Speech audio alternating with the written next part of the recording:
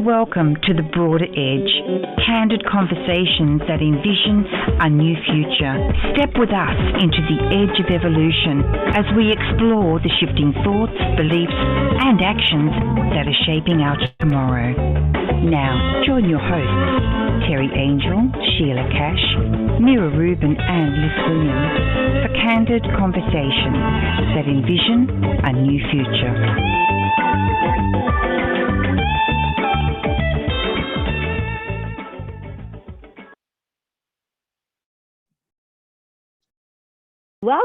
Welcome everyone. Hello. Welcome to The Broader Edge.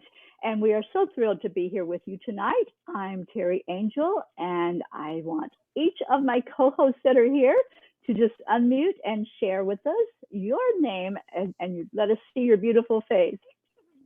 Hi, I'm Mira Rubin. I'm Liz Williams. Cash. Welcome everyone. Oh, what a great opportunity to come forward and speak out in these days. And what we're speaking about tonight is change. So get comfortable and let's have a discussion.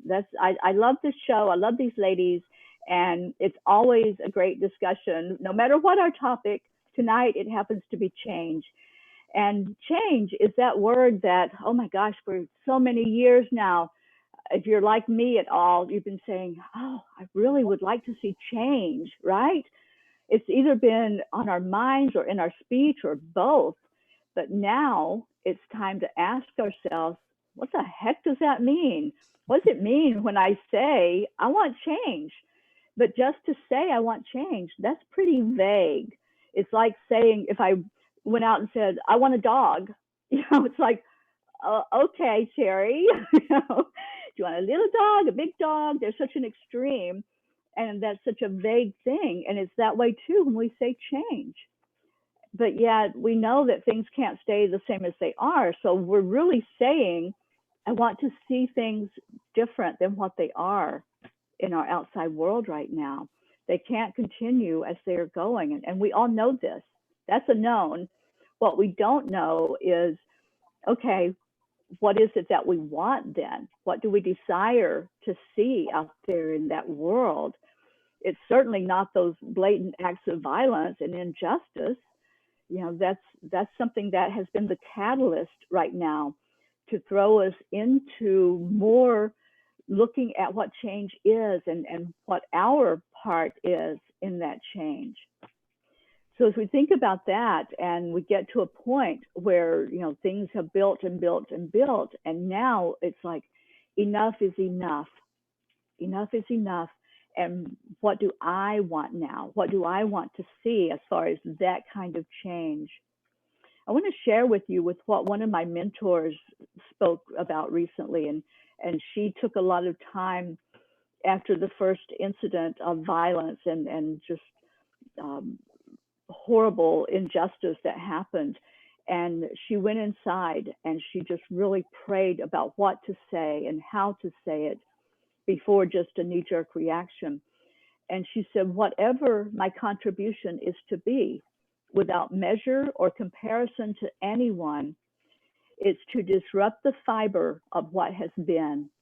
Let's go, let's grow, and let's be willing to have those hard conversations with ourselves so we can have them with each other. Ladies, I've been excited about this talk, but there's also that aura of, wow, this is going to be a hard conversation because, what do we say? And how do we take this apart and look at it as far as what that change is? How do we really express ourselves in the midst of what's going on? And, this change is more than just, moving something from one point to another. This is global. This is a global change. And so I really would like your input and your thoughts about how to have these conversations, how to speak up and have conversations with others regarding this, because isn't that the starting point? Isn't that point A where we have to begin to really look at what we want to bring forth? Anybody? Yeah, and I think you're speaking to it, Teri, when you talk about using our voices and speaking up. For much of the population right now, I think there's a need. The change that's desired has to do with recognition of humanity, of the humanity in everyone.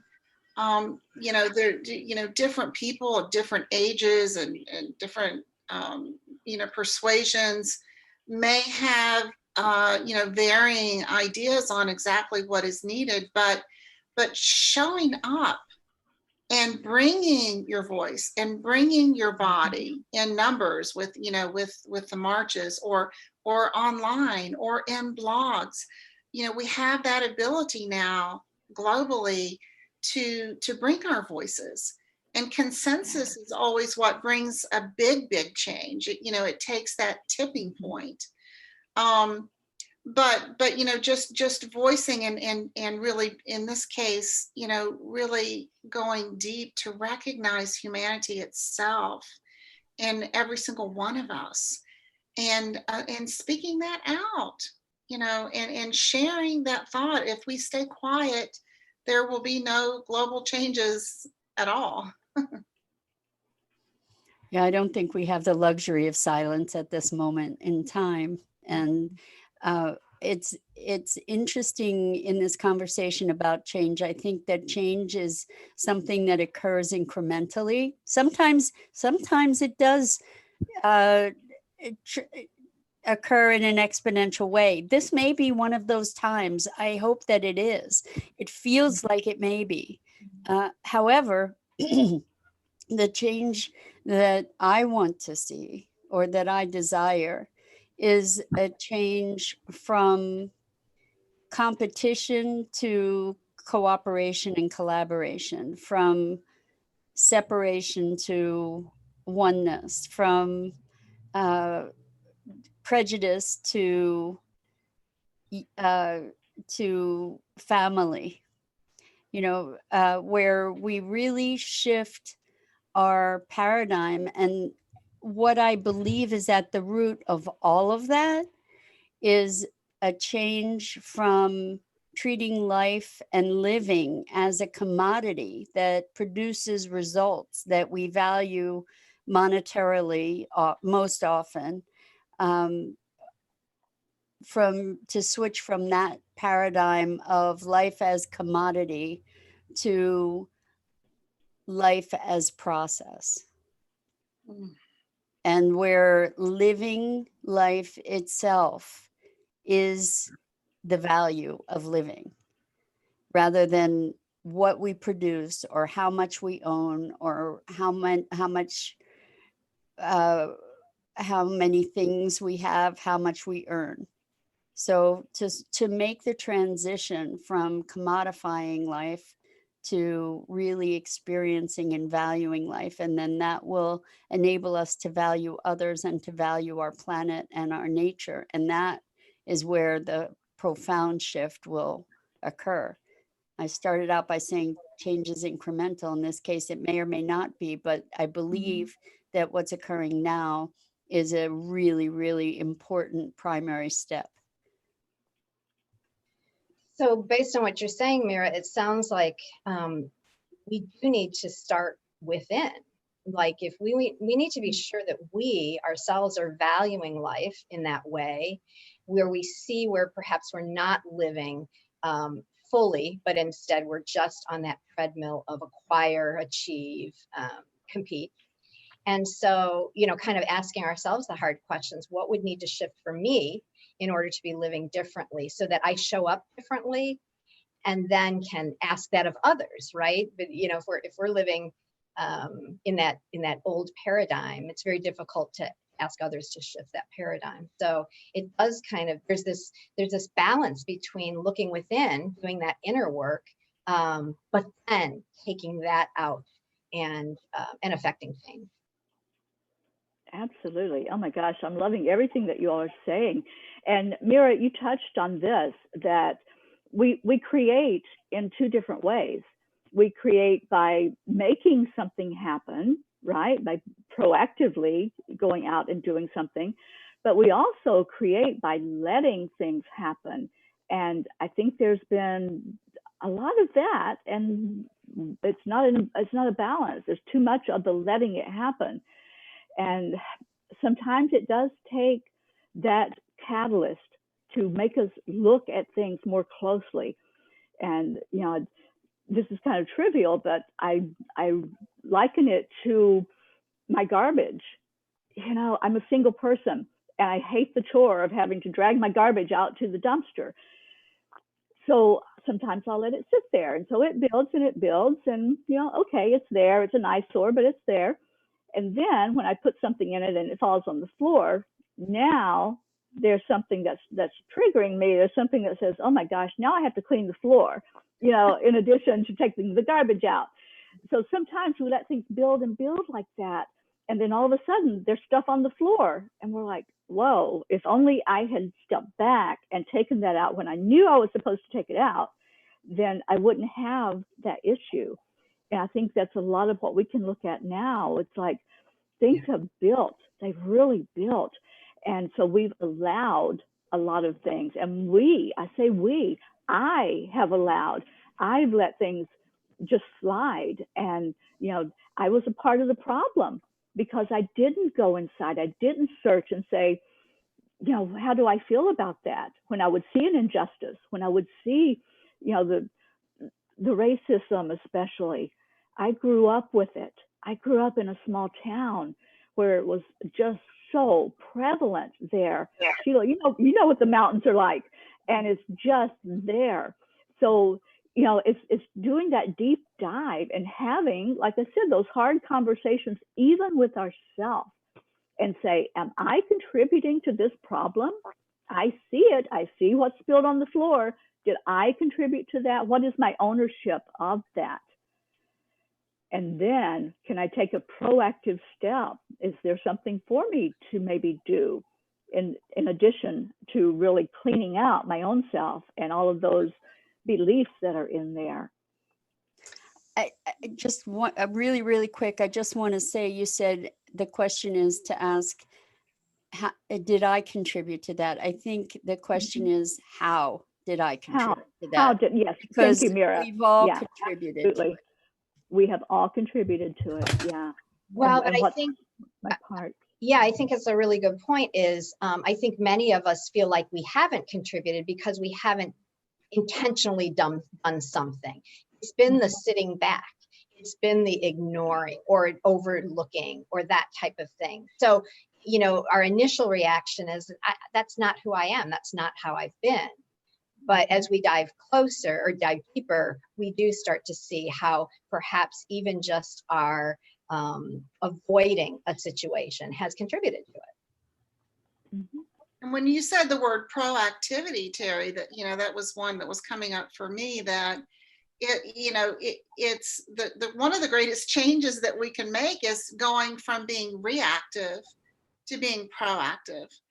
And then your creations are more by choice rather than by chance. And that's a quote from one of my mentors, Barbara Marx Hubbard, who has passed away now, but she, you know, that choice, it's really about conscious evolution, living consciously, making choices rather than just allowing the chances.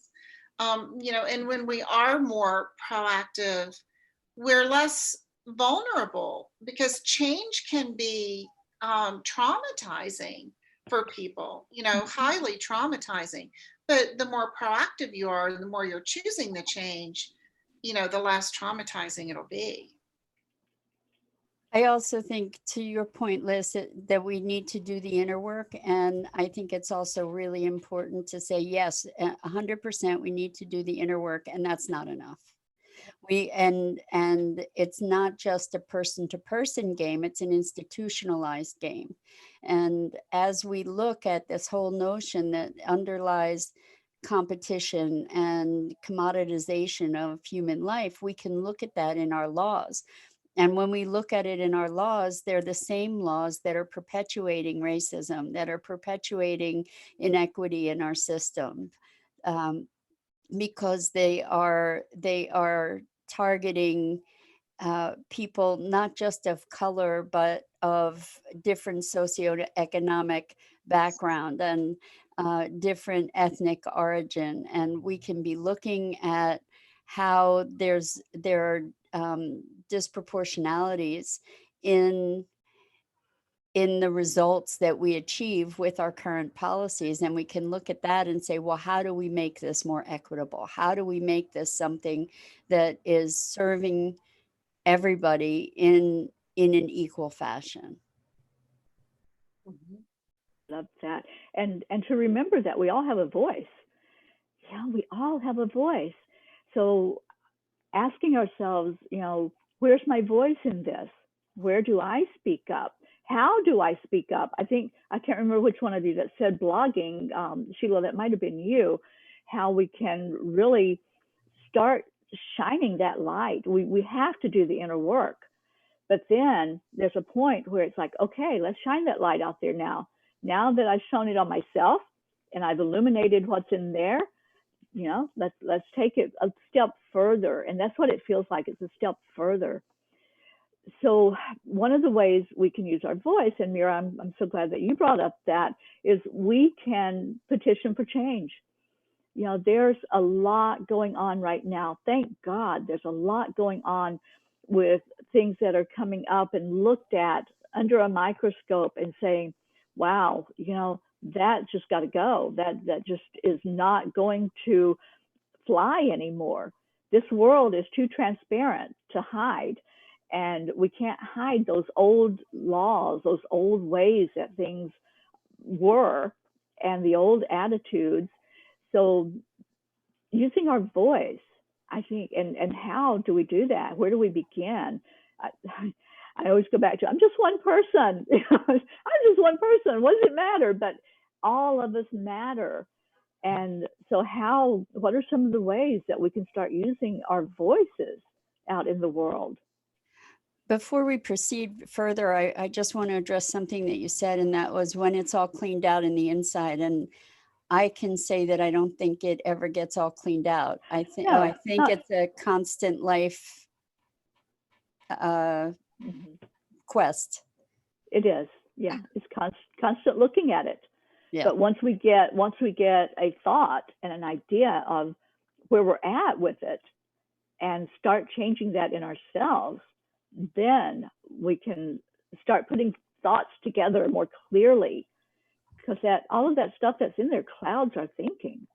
It's true. And it shouldn't stop us from taking action. Right. Yeah. And, I think the first step you just mentioned, Teri, change within ourselves. It's easier to affect change outwardly when you have some experience in what that process looks like. And I think we all know that one of our biggest fears is change. We've all been conditioned to play it safe, play it small, stay, it's all about safety and kind of staying within your zone. And, personal change can't happen as long as we stay in the fear of the unknown, the fear of the stepping forward. And, and certainly globally, but in some ways it can be easier for people to bring their voices to the global stage because it's not personal. Sometimes, sometimes it is personal, but, whether it is personal or isn't personal, you can bring your voice to a blog or to a march, to a poster board, a sign or something, as a first step. I do think it takes courage, because I think that when we do decide to step up and use our voice, we are setting ourselves up for criticism, regardless of what we're saying or what side we're on, or even if we're in the middle. It's rare, in the last couple of months, that when I post a blog, I don't have somebody unsubscribe. So it's usually just one person, but somebody didn't like what I said. And so you have to be okay with that. You have to know that if you're being true to yourself, that you're being authentic, that this is what you want to express, that not everyone is going to agree, and that's okay. But it does take courage. I think that's one of the things that holds people back. I think the other thing that holds people back is we're so busy and so overwhelmed with life.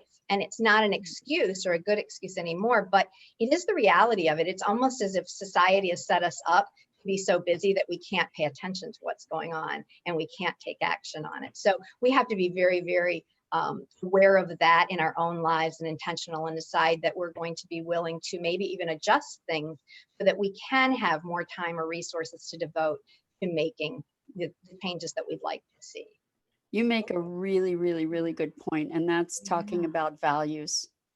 And if we've received any gift from COVID, it's the gift, first of all, of slowing everything down. Not for everybody, but for a number of people. And secondly, it's given us an opportunity to reassess our values and our priorities. And I believe that so many people have come to recognize that the values that they had been holding were somewhat skewed, that this is the most opportune time, perhaps in human history, to be assessing where we're heading and how we want to go there. And we get to make the things that we value important. I have loved talking with younger couples and hearing them say that this time has made them realize that the time together, the quality time they've been able to have, is so valuable. They would be willing now to give up some of the material and not work so hard and so many long hours in order to have more time together. That alone is magnificent, I think. So I think you're right, Mira. I think it's really— You brought up the go ahead, Liz, sorry. No, I was just saying, I think you're right, Mira. I mean, I think this has been, for many of us, a time of reevaluating. Yeah. So I heard the word authentic as well, Mira. I know you brought it up, and our change, even at a global level, personal level, any kind of change, is driven by the life impulse that runs through us. The desire for change always comes for a reason. There's a reason that we want change. And as long as we are tuning in to our core authenticity and staying close to that, then the changes are going to bring about good effects. And, we don't have to worry, we don't have to fear as much, but kind of staying to that, to our authentic values, our authentic core. And global change comes about, if we look through human history, all of the global change has been heading in a forward direction, in a progressive direction. Sometimes we get off track, but then we feel collectively that change to get back on track again, such as, with the environment now. But what's happening in the streets in Washington, in the cities all around the world, is driven by, a collective desire that's going somewhere for a reason. It's never random, it's always purposeful. So as long as we remember that there is purpose and that there will be good effects on the other side. Sometimes it can be chaotic getting to the other side. And that's something we seem to be working out. Even lately, as a matter of fact, I had a conversation recently that there seems to be a quiet revolution going on right now. And revolution doesn't look like it used to look like, at least not yet. There's little bouts here and little skirmishes here and there. And of course, we have had the very tragic deaths as well. But on a collective level, we're keeping it together in order to affect change better, I think, than we have before in our human history. And I think what you say is so comforting, Sheila, when you think about that, this is purposeful. And even though it looks like chaos, there's purpose in it and good on the other side. And that really helps, because otherwise we can become so overwhelmed with whatever it is, anger, grief, frustration that we either become paralyzed or it impacts our health and impacts, you know, how we're living. And so that doesn't allow us to go out and affect the change that we want to affect. So just kind of changing that perspective and keeping it in perspective, I think is really, really healthy and valuable. Yeah. Mm-hmm. I love that, because, you know, right now it's history in the making. And if we stop and think that thought, that can be overwhelming in itself, can't it? Yeah.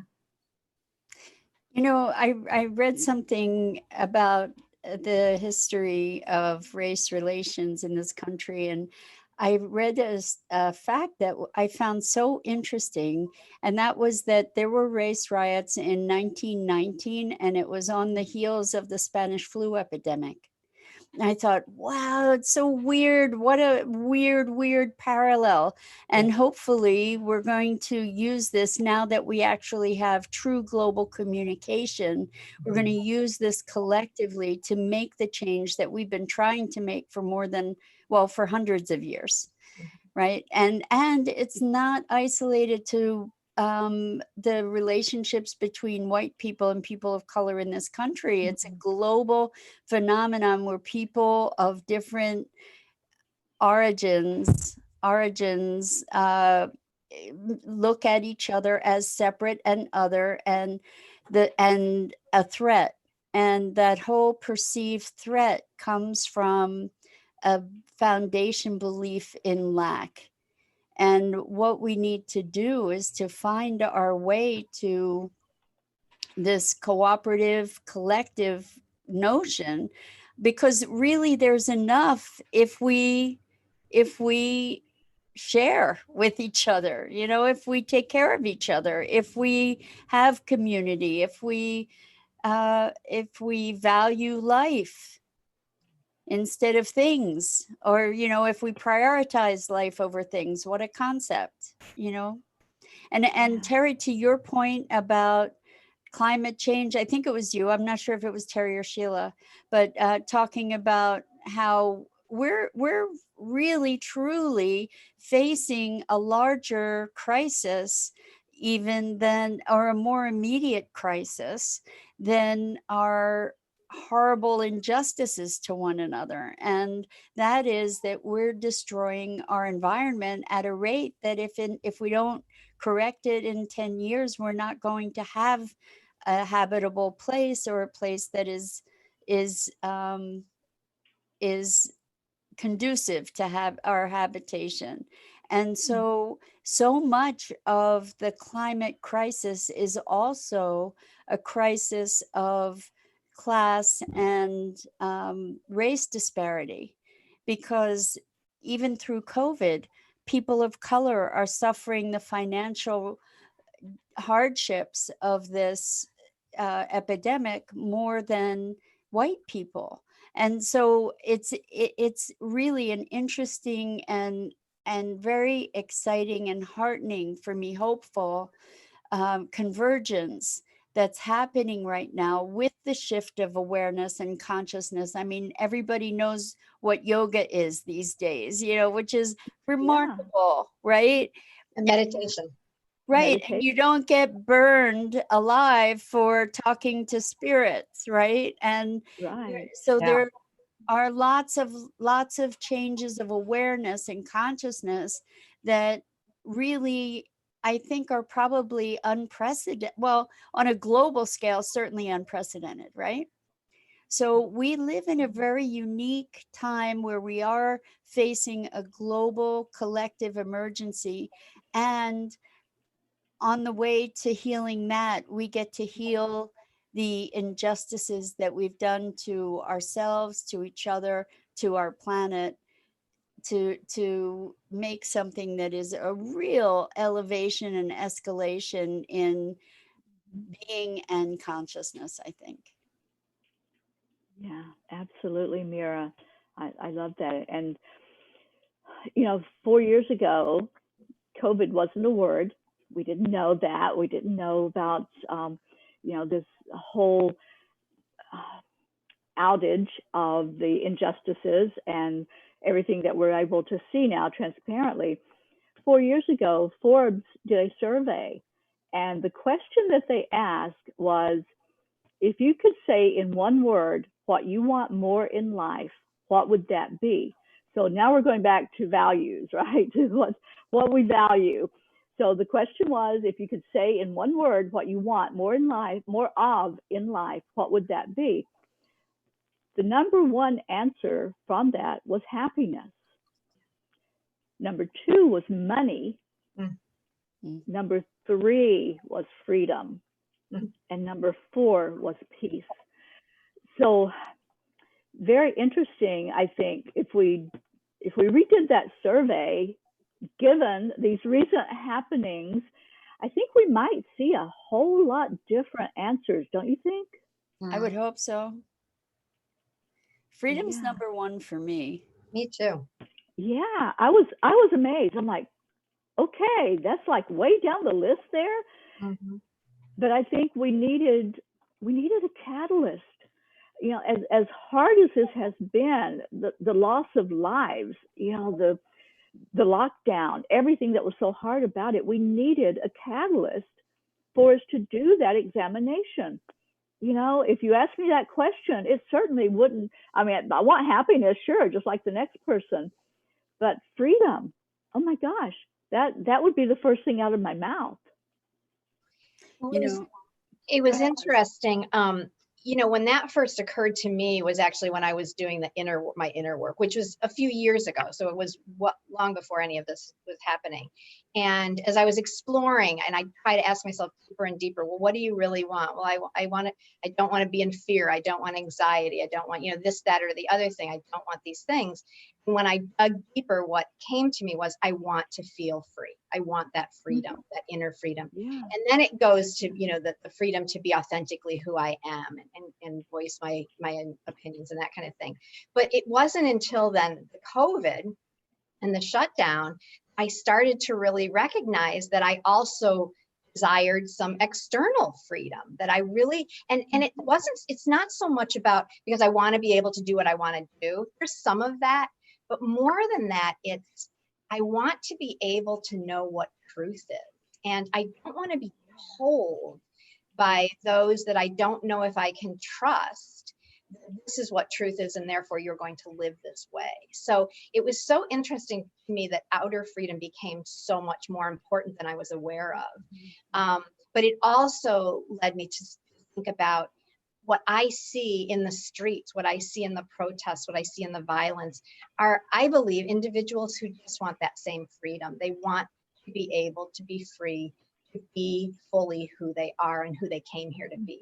And without that freedom, of course, anger and resentment and rage builds up until it, you know, it just explodes. But I don't know. That's my thought is I think freedom is really, really important for everyone. And if we could get to freedom to where there was equality enough that everyone felt free, the world would change dramatically. Yes.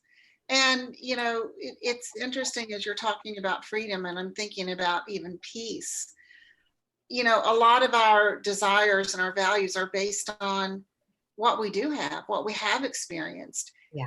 You know, peace is going to rise way up on the list, the less of it that you have. The less of it you have, the more of it you want. And the same with freedom.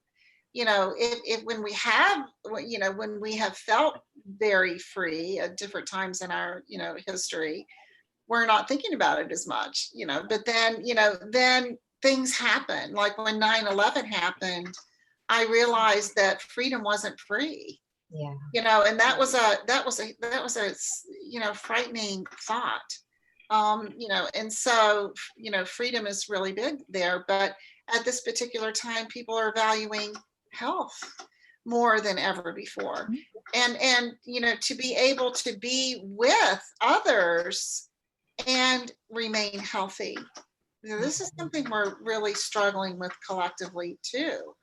You know, and I loved what someone had said earlier about sharing, that, you know, change is much easier when we are sharing, when we give support to each other.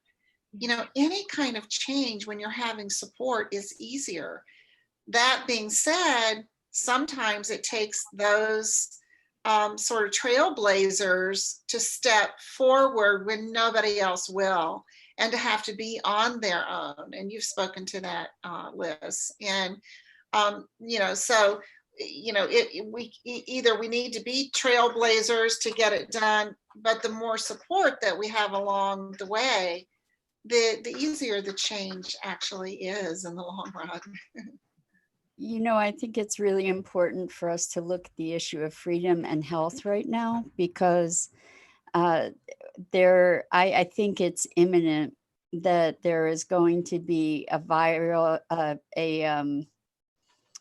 vaccine that we are going to be maybe mandated to receive. And I think that that's a really big issue when it comes to freedom, because we have different ideas about the safety of these vaccines and about the efficacy of them, and what the question of freedom in the face of potentially mandated medical procedure is a really big challenging concern. I know for me, I'm not taking, I don't get the flu shot. I don't take vaccines because I'm in a risk category for those things. I already know that. And so I believe it preserves my health not to take those things, based on what I've heard from medical professionals, even. Not all, because a lot of them purport that I should be getting those vaccines. But, and if it comes to a time when we're told that it's required, that's going to present a big issue of freedom for me. Absolutely. Dr. Christiane Northrup, who I love, sent out an email today, and she was speaking to the fact that holistic practitioners, or those who are speaking differently than the mainstream, are being censored. That's true. When they have these, viewpoints that differ from what the large pharmaceutical companies are suggesting, what even the CDC is suggesting.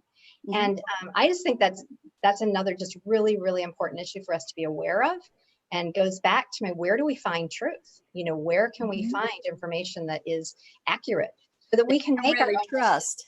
That you can trust, and then, as you said, and then make our own decisions based on that. That is really, really important, and will become more so. I think you're right, Mira. Yeah. Oh, absolutely. And it goes back to, how do we use our voice in this? What pull do we have? Yep. As the general public? Do we have a say so? Or is it just, this is it, this is the way it is, and it doesn't matter what you think? And I'm the same way with you, Mira. I'm in a high risk category, and I've never had the flu shot, ever. Yeah. And there's a big fund to pay out damages for people that get paralyzed by vaccines. See, the thing is, vaccines may work, but we are trying to rush something to market that doesn't have a chance to get tested. We don't know what the results of it are. I remember, I think I saw that the date was 2009, where they tried to mandate the swine flu virus, the shot for the swine flu. And it was medical professionals that were on the line saying no. They were the ones protesting it at that time. So, it's interesting, because we talk about change and prejudice and polarity, and, like trying to find a way to come together. This whole debate has broken down to or been oversimplified to vaxxers and anti-vaxxers. It's not that simple. Yeah. There's questions of proper research, and proper vetting of something. And when you make things black and white, in opposition, then, where there's no truth in either side, or it's incomplete truth on both sides. Yeah. So Yeah. So how do we hold that to a higher authenticity? How do we? I'm just putting it out there. What do we do? How do we make our voices heard? And I don't have answers, but I know that there are a lot of petitions going on. There's a lot of grassroots efforts to say, okay, we're hearing this rumbling. We know this is coming down the pike, and we're not liking what we hear. So what can we do about it as a collective society? Yeah. How do we make a change in what's going already in process? We know it's in process. I've heard it. I've seen the ads looking for people to help out in doing this and doing, what's it called, where they're going to track the tracking of the people that had COVID and reaching out to the people they interact with. There's job opportunities for people to actually do that. So we know it's coming. Yeah. Now, how do we speak up? What do we do when we see this, when our eyes are open and we say, I'm not comfortable with that? Well, I think it's the same thing that we do with the BLM, Black Lives Matter, and that we do with other issues that are occurring. Is we make our voices heard to our representatives.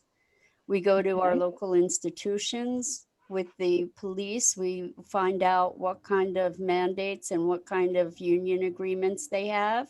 We write specific letters to the people that can influence it. With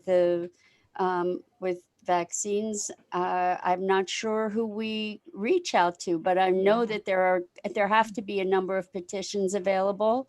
I'm sure there are web resources that are available, and it does become an issue of justice and freedom for all of us. Yeah. And remembering our personal empowerment too, because we forget, in many traditions, and whether it's faith, and it could be even cultural, we are raised to be somewhat disempowered. We're raised with disempowering beliefs, and again, we're raised to, at times to stay small or smaller, especially the female of our population, less so than ever before.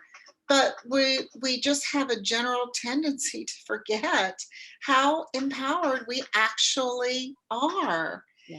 So, so speaking up and doing all the things that you just named, Mira, is exercising your personal empowerment, and always remembering that we have great numbers, and where, how to find truth or how to find more information. Well, censoring is another topic we should talk about altogether on another show, because it is kind of rearing its ugly head right now, very blatantly, and that's both sides. That's what's interesting to me. It's not one or the other side. It's happening in many cases.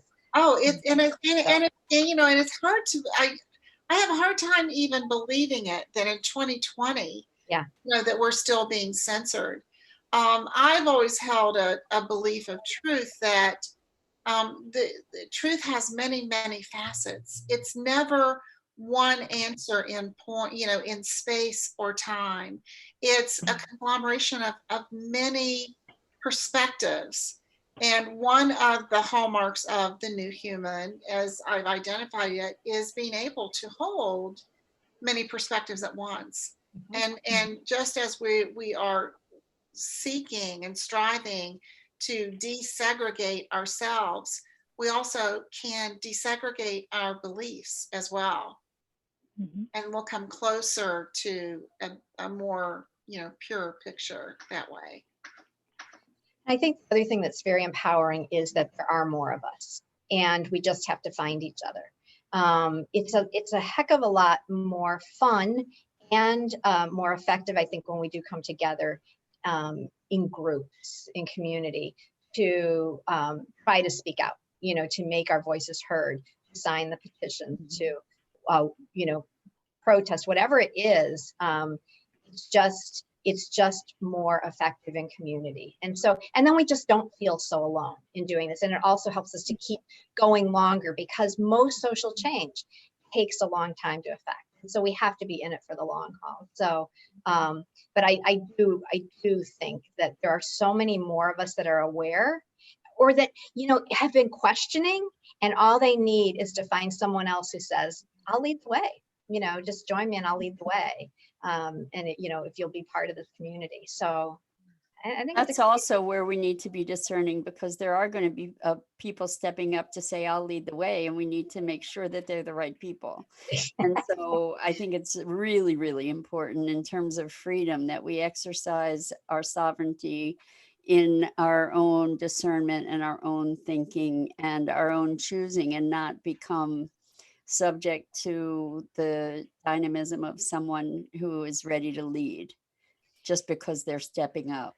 Absolutely. And in fact, that goes back to that whole inner work, right? The ability to be so centered and so focused, and be listening to our intuition and our gut, so that we can truly hear what is truth for us and know how to make the decisions to move forward. So it just keeps circling back to that, doing that inner work on an ongoing daily basis. Yeah. And seeking those articles and that information that is being censored, because if it's being censored, there's somebody who's censoring it, and there's a reason that it's being censored. And that is, you know, sort of one body, or, you know, one organization, or one strain of thought that is wanting to censor that.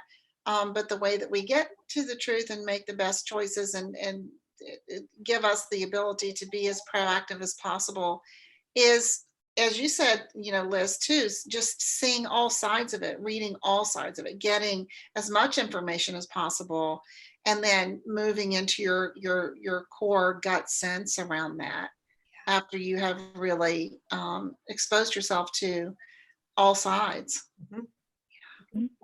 You know, go ahead, Teri. Sorry, I was just going to say, and don't be so swayed by the smooth talkers. You know, there's going to be a lot that try to distract. And this is what, like you said, we have to use that gut, and the gut's not going to lie to us. So if something looks too good to be true, or, you know, there's just that sense of, ooh, I'm going to stay away from that, then pretty much your gut is talking to you. Mm-hmm. Mira, your thought? I'm just thinking about the censorship thing, because we really haven't done a very good job at censoring hate speech, right? And I don't, in fact, for a long time, we said, no, we can't censor hate speech because we have freedom of speech.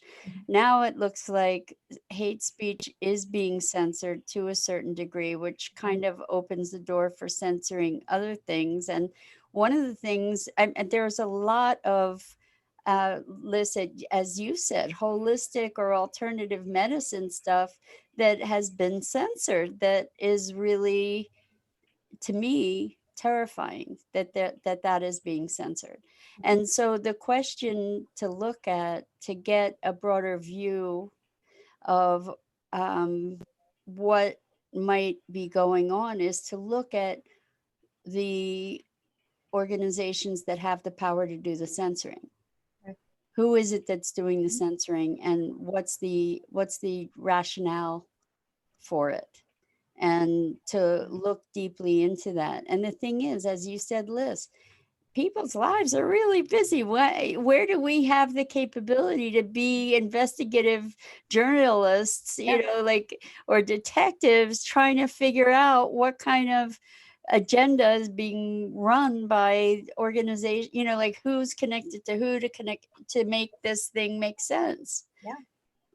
It's really challenging. If it's the social media organizations, are you willing to stop using that platform when you know that what they're doing is not right? Or maybe that's, to me, that's almost a little bit like cutting you off your nose to spite your face. Right. Whereas you could also be taking action to impact the way that they proceed, just like, you know, saying let's disband the police departments rather than let's go in and look at the bylaws and the hiring practices, and let's rework it. Right. Mm-hmm. Yeah. And it comes down to what's priority. You know, is it a priority in your life to find the truth? Is it a priority to sort through those things and to be that investigator and to really how important is it to really know, you know, and know what these vaccines are that we may be mandated to have? What is it? We can ask those questions. We don't have to just blindly say, okay, here's my arm. You know, ask the questions and really look at, okay, how important is this to me? Or is it one of those things like the garbage can earlier? I'm just going to let things just keep piling up in there, you know, and then when it gets uncomfortable, that's when something's going to take place where we decide, oh, there needs to be a change in that.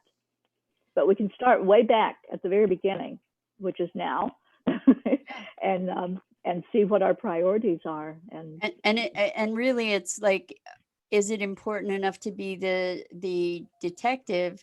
Really goes back to how important is your freedom. Yeah. Yes. Where does that fall on that survey? Is freedom number one, or is it way down the list? Yeah. Absolutely. Yeah. Wild stuff. Oh my gosh. Did you look at the time? I did look at the time. I feel like we just got started, ladies. It's getting really juicy, right? Yeah. Oh, it is a juicy topic, and change is always a juicy topic. But I really love the conversation that we had, and, you know, maybe giving somebody a different perspective, because that's what conversations do. And that's why it's so important to keep conversations going right now about everything that's happening in our world. The more we can talk about it, put it out there. It may not be easy to say the things that need to be said, but we need to do it. If we're going to see a change at all in our world, we have to have the conversation with ourselves, with our kids, with our neighbors, you know, whoever we can speak up with, and really just get some openness going. There's been too much that's been hidden, and now it's time for that transparency to really go into everywhere, not just in certain places, but in everywhere. Well, go ahead. I think what's made it even more challenging over the past, I don't know, maybe decade or so, but you know, the whole idea of being PC, politically correct. And I think so many individuals feel like they can't say anything. Like they're so afraid that whatever the conversation, whoever it is I'm speaking with, I'm going to somehow offend someone.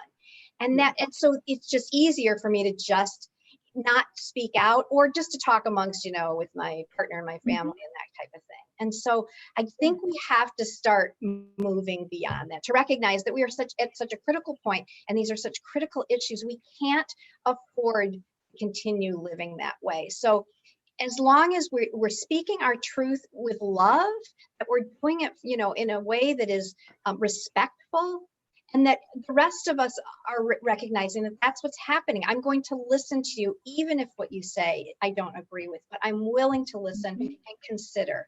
And so I think it's just important for all of us to recognize that we need to have these conversations, we need to speak out, and we need to listen to others.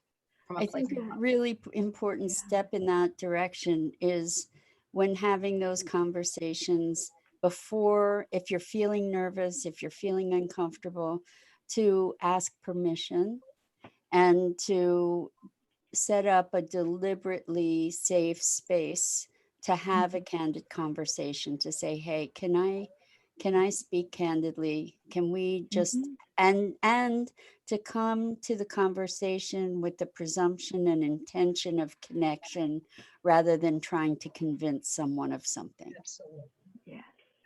Yes. So seek to be understood, seek to understand before you seek to be understood. Beautiful. Sheila, any last thoughts before we end our conversation today? I just wanted to say that was a really beautiful tenet to live by, Mira. We'll have a much better world if everyone could move toward that, you know, individually and collectively. And I think that we would have much more collaboration and sharing and moving forward to better effect. Yeah. Absolutely. This has been beautiful, ladies. We didn't solve the problems of the world, but we opened a door. Yeah. We opened a door to look at what's out there and to really go inside and look at how do I feel about all of this. That's the first step. And then going forward. Next time that we meet will be 2 weeks from tonight. We'll be online with Mira leading the discussion. Mira, would you like to speak about what the topic would be? Sure. We're going to talk about going from human doing to human being, which is, I think, the shift of paradigm that we need to really transform our relationships with each other and with our planet. So I think it'll be a lively conversation. Always You is. betcha. Thank you for choosing this topic, Teri. Oh, you're so welcome. You're so welcome. I love discussing things like this because we always go deep. We don't stay on that surface for very long.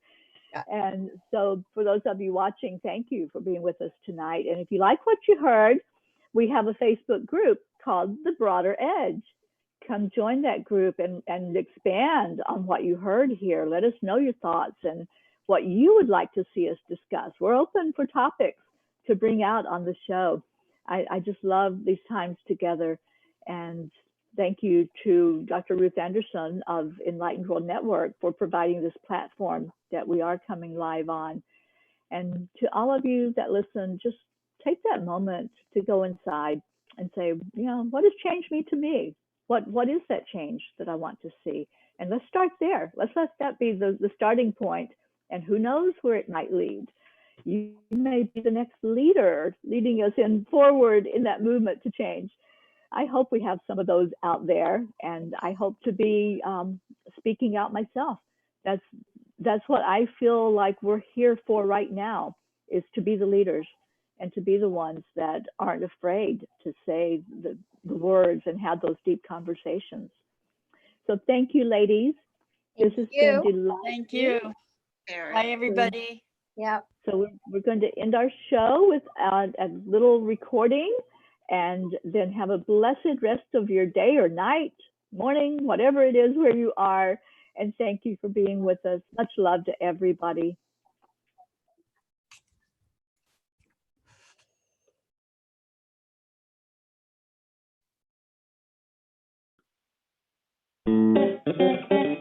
Thanks for joining us on The Broader Edge. Our mission is to empower and engage you in shaping our tomorrow, because your impact matters. Help us spread the word by liking and sharing on social media. Be sure to join us on alternate Thursdays at 5 p.m. Eastern on Enlightened World Network for candid conversations that envision a new future. The information, views and opinions expressed by The Broader Edge co-hosts, guests and associates are intended to inspire and empower you and should not be construed as medical, psychological, financial or legal advice.